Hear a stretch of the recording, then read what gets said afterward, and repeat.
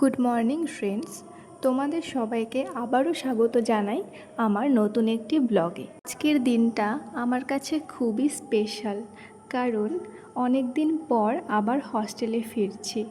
আজকের ব্লগে তোমাদের সাথে শেয়ার করব আমার হস্টেলে যাওয়ার জার্নির সুন্দর কিছু মুহূর্ত, আর হস্টেলে পৌঁছে আমার রুম পরিষ্কার করার পুরো প্রসেস এই ভিডিওটিতে তোমাদেরকে দেখাবো।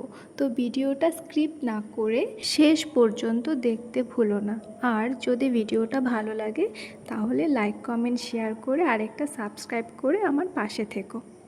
আমি সকালে ঘুম থেকে উঠেই প্রথমে ফ্রেশ হয়ে নিয়েছিলাম, তারপর হালকা কিছু খেয়ে প্রস্তুত হয়ে গেছিলাম। আর আগের দিন রাতে আমি আমার ব্যাগপত্র সব গুছিয়ে রেখেছিলাম, যেন পরের দিন সকালে উঠে আমার কোনো কিছু কাজ করতে না হয়, একটু রেডি হয়ে যেন বেরিয়ে যেতে পারি।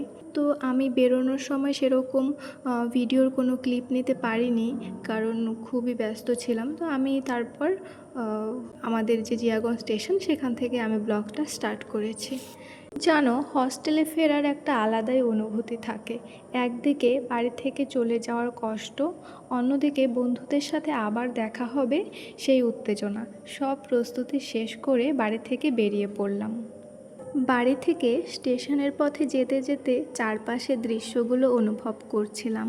বিকেলের আকাশটা আজকে খুব সুন্দর ছিল। নদীর ধারে সূর্যাস্তের দৃশ্য সত্যি অসাধারণ লাগছিল। এমন সুন্দর দৃশ্যগুলো যেন ক্যামেরাবন্দি না করলে সম্পূর্ণই হয় না। তো পথে কিছু ছবি তুললাম আর একটু সময় কাটালাম প্রকৃতির মুহূর্ত অনুভব করে। এরপর ধীরে ধীরে স্টেশনের দিকে রওনা হলাম।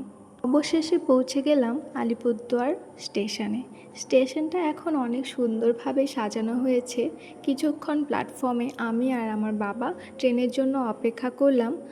আর চারপাশে অনেক যাত্রী, ট্রেনের শব্দ, ঘোষণা সব মিলিয়ে এক ব্যস্ত পরিবেশ।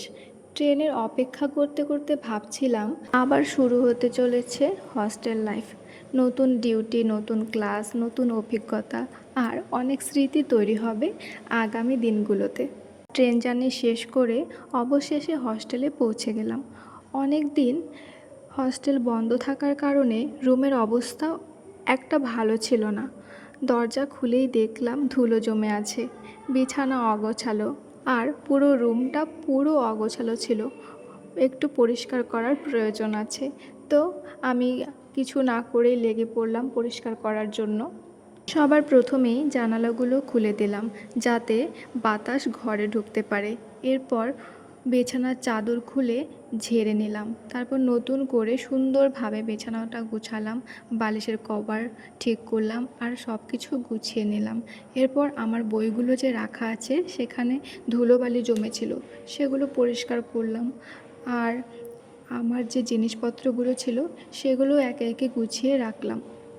ভালো করে আমার রুমটাকে ঝাড় দিয়ে নিচ্ছিলাম, কারণ এতদিন আমি ছিলাম না হস্টেলে, হস্টেল বন্ধ ছিল। তো সেই কারণে অনেক ধুলো জমেছে, আর পরিষ্কার না করলে আমার ভালোও লাগে না। তাই তাড়াতাড়ি করে আমি সব কিছু পরিষ্কার করে নিচ্ছিলাম।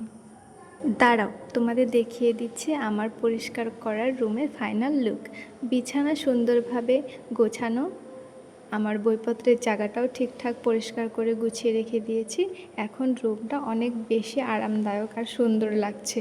হস্টেলে ফিরে নিজের রুমটা আবার নতুন করে সাজানোর অনুভূতিটা সত্যিই দারুণ, কারণ নিজের হাতে পুরোটা আমি সাজিয়েছি।